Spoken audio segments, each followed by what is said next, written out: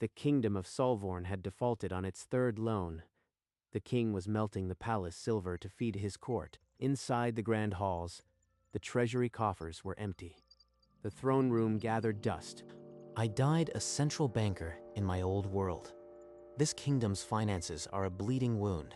I know how to cauterize it. Without appointment, Shota walked into the royal treasurer's office and placed a thick document on the desk. Treasurer Edvin, I have a plan to make the crown solvent within 3 years. A clerk's fantasy.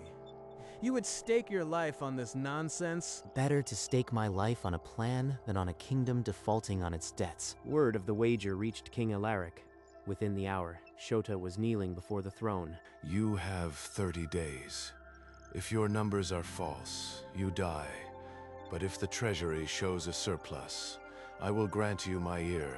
He would need only 30 days. The math never lied. The morning sun found Shota already in the market square, watching the flow of goods and coin. He walked into the guild hall, where the city's richest merchants eyed him with suspicion. I am Shota, appointed by King Alaric to restore the crown's finances. I offer a chance to earn 6% on a royal bond. A fat merchant grumbled that the crown's debts were unrecoverable. Others slammed their fists naturally, demanding real collateral. I will back these bonds with a specific tax stream.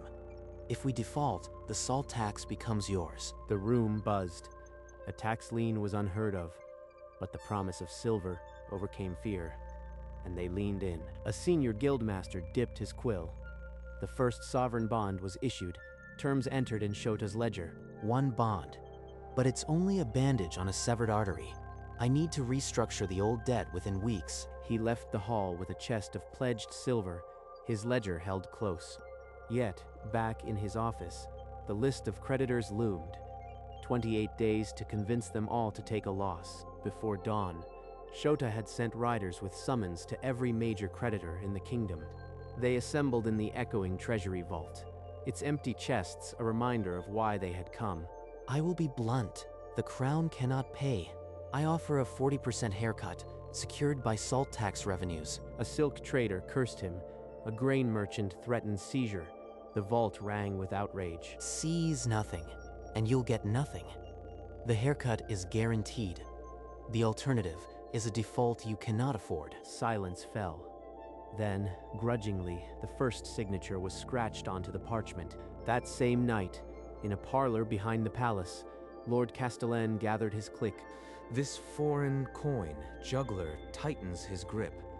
If we don't act, our titles will be meaningless. Hands clasped, they vowed to find leverage, a flaw, anything to break the upstart accountant. The debt is restructured, but the ledger doesn't protect against a knife in the dark. 30 days bled away in ink and negotiations.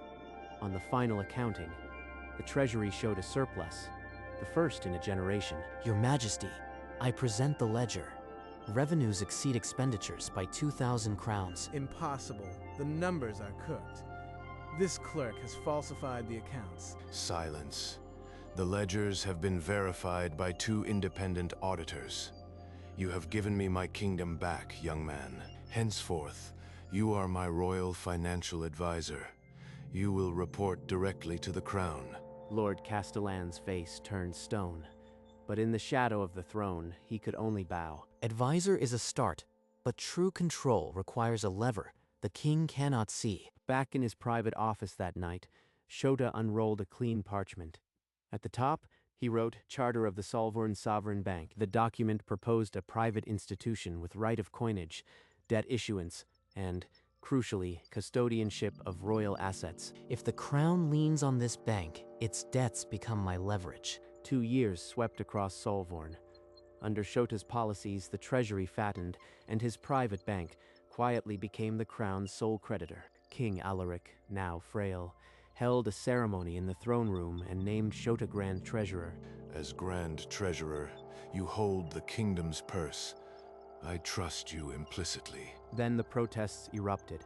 Nobles led by Lord Castellan rallied in the capital against the new paper currency. This paper is worthless.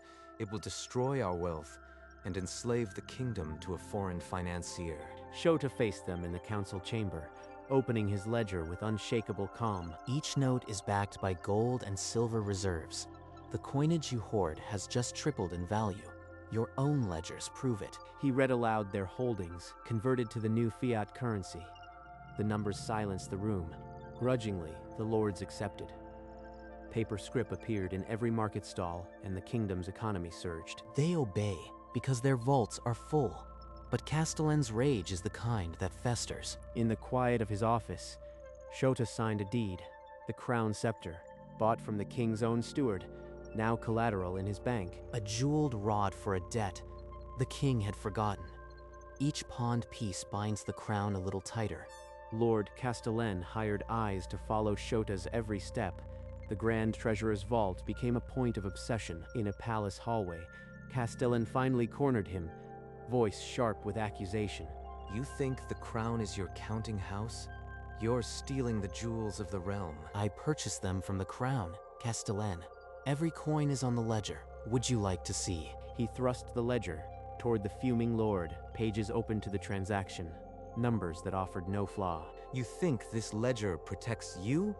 I will find the rot beneath your ink. The ink is the law, Castellan, and it answers to me. He hunts for a scandal, but he'll only find more proof that I am indispensable. Prince Damien, long simmering, intercepted Shota in a quiet palace corridor. You think you own this kingdom, clerk? When I wear the crown, your head will roll. Then pray, I am still needed, Your Highness.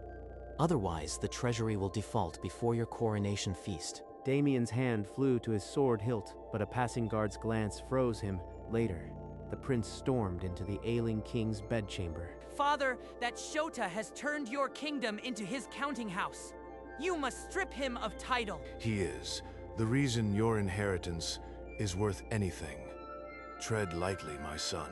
The king's voice faded, his chest rising with effort. Damien saw only weakness. He is too old to see. I will deal with this banker my own way. The kingdom held its breath. The king's pulse was a frail thread, and the air was sharpening his blade. The realm woke to a scream. King Alaric had died in the night, a poison vial beside his bed, before the body was cold. Prince Damien claimed the throne.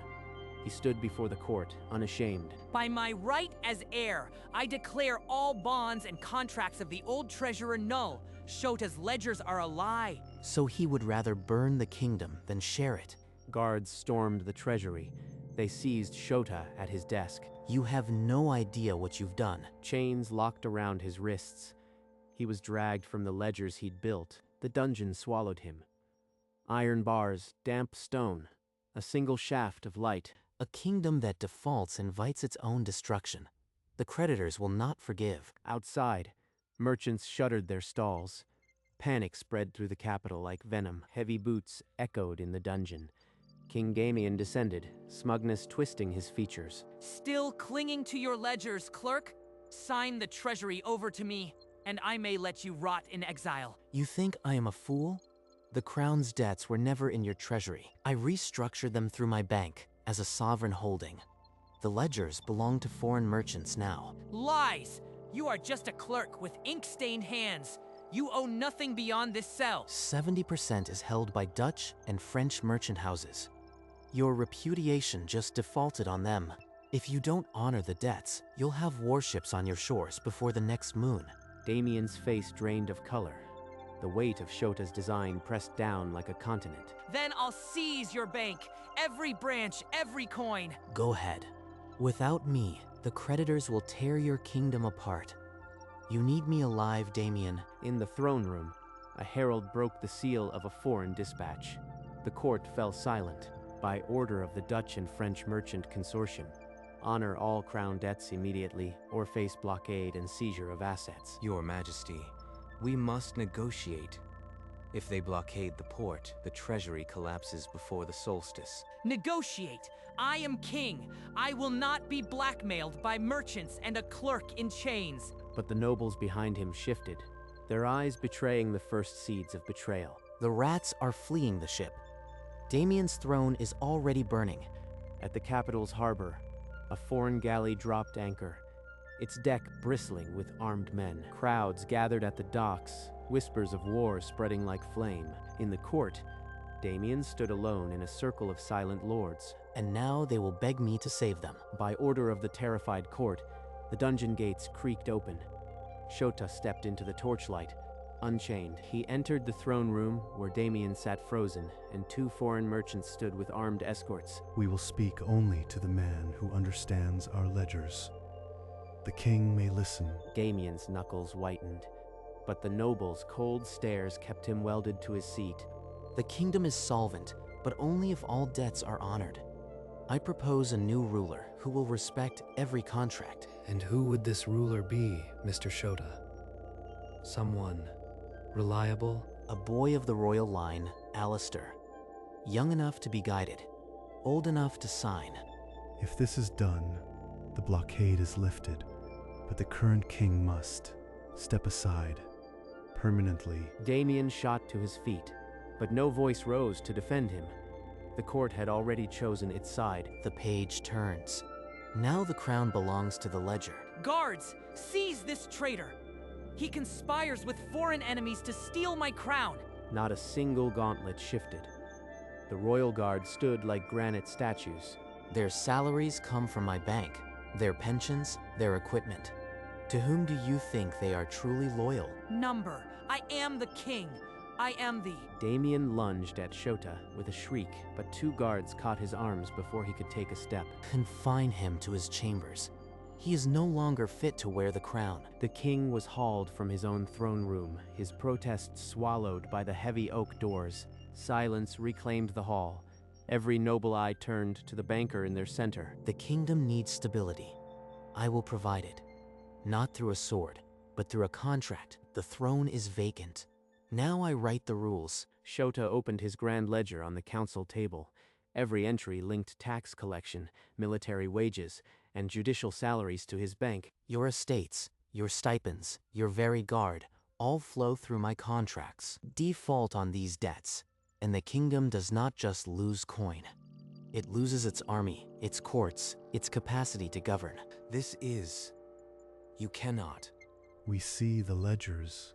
We approve. There is one candidate for the throne who respects these debts. Bring him forth. Guards ushered in a small, pale boy in an ill-fitted coat. Alistair, a distant cousin, barely 10 years old. This is Alistair. He will serve as king, guided by wisdom, bound by contract. One by one, the nobles sank to their knees. The foreign merchants inclined their heads. A child on a throne, and me with the strings.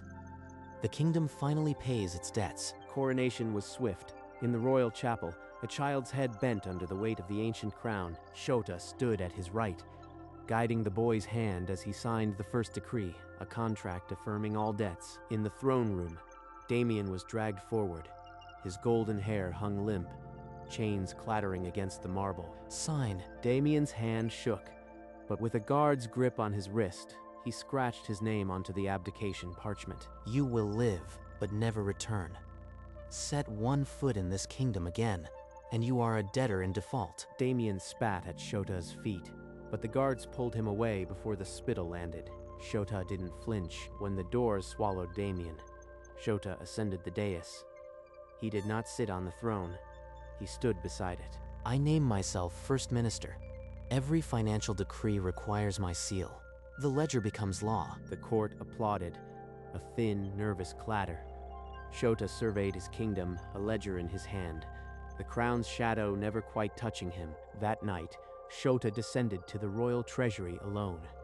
The guards parted without a word. Open every chest.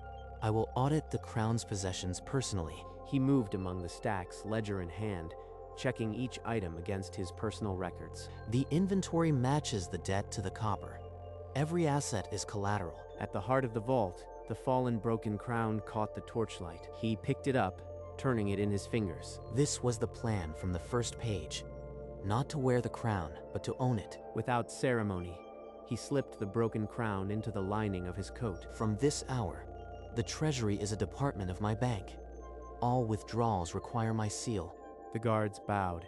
Shota stood alone amidst the gold, the crown's weight now in his ledger. Shota signed a decree before the ink was dry. All estates of conspiring lords were forfeit to the crown. under his bank's management. This is tyranny. I am a loyal servant of the crown. You conspired to kill King Alaric and blame me. Your debts and your letters are entered in my ledgers. Castellan's face twisted from fury to dread. The chains tightened, and he was dragged toward the dungeon. Shota watched from the window as the ancient families were evicted. Their titles were debt. I simply collected. Later, he reviewed the new flow of assets, estates, ports, mines, all rerouted to his bank's ledgers. Outside, the capital resumed its rhythm. Merchants praised the new paper currency and the peace that came with it. Stability is the only virtue the market rewards. And now, I am the market. The last of the dissenting nobles had been silenced. The kingdom's wealth now spoke with a single voice. In the council chamber, Shota occupied the head seat. King Alistair's throne at the opposite end sat vacant. An ancient noble, the last of his line, spoke aloud. By what right do you wield such power? By the right of capital. I own the debt that built this palace. I own the contracts that pay your stipends. Your estates were leveraged, and I claimed them as mine. The sword once ruled kingdoms. Now the ledger rules. This kingdom exists because I keep it solvent. Every paper note in your pocket bears my promise, and my promise is backed by the markets I command. The noble's mouth opened, but no protest came. He slowly bowed his head. The Treasury is no longer a royal office. It is an independent entity under my direct stewardship. Around the table, the other nobles followed. No voice rose to challenge the first minister. And so the crown bows to the coin. In his transformed office overlooking the capital, Shota received the 2 foreign merchants who had once held the kingdom's fate. Monsieur Shota, your restructuring was unconventional, but the ledgers do not lie. We have prepared a perpetual agreement. Your bank is recognized as the sole sovereign debt manager of Solvorn. Shota scanned the document. Every clause bound the kingdom's debts to his personal oversight. This ensures stability. The Treasury will remain under my management, and your returns will be guaranteed. A king as a client. Profit respects no crown, only credit. We trust your ledgers, Mr. Shota. May they always balance in our favor. Shota signed with a flourish. The ink sealed the kingdom's financial destiny. As the merchants departed, Shota rose and walked to the arched window, the city sprawling below. The world now knows this kingdom answers to a banker. The sword is finally obsolete. The city slept, but Shota's lamp still burned. He had dismissed his last secretary hours ago. From a locked drawer, he withdrew the broken crown, his trophy from the treasury vault. He placed it on the desk beside his open ledger. The gold medal caught the candlelight. In my old life, I crunched numbers in a cubicle. In this one, I own a kingdom. Regret was a luxury he could not afford and did not want. He took a gold coin from the stack and began the familiar dance across his knuckles. They call it usurpation. I call it asset reclamation. A smirk tugged at his lips. The numbers never lied. The crown is a symbol. The contract is the reality. He closed the ledger. The weight of the kingdom was light as a promise. The next morning, Shota walked the palace corridors. Guards snapped to attention as he passed. Their loyalty is priced in silver, and I own the mint. In the market square, merchants exchanged paper notes with the ease of old coin. No one glanced at the mint mark bearing his seal. The currency I printed, the trust I manufactured, they've forgotten the taste of silver. He walked on, passing the grand throne room. Through the half-open doors, he saw the boy king, dwarfed by the ancient seat. Alistair sat on the marble floor, rolling a gilded wooden horse across the tiles, giggling. For a heartbeat, the scene tugged at something long dead, a ghost of a man who might have raised a child. Then the pulse passed. The child was a signature on a decree, not a son. The child is a symbol. Power is the reality. He turned and walked toward his office, the weight of the kingdom already forgotten, the ledger waiting. And so, the kingdom of Solvorn learned to fear not the sword, but the pen. Under his invisible hand, it prospered, the market steady, the coin sound. Every paper note carried his promise, and every promise was backed by the wealth he commanded. The treasury vaults overflowed with gold, and the broken crown became merely a trophy of a bygone age. A man who died in one world and conquered another. One ledger at a time, he sat amidst the gold, a coin dancing across his knuckles.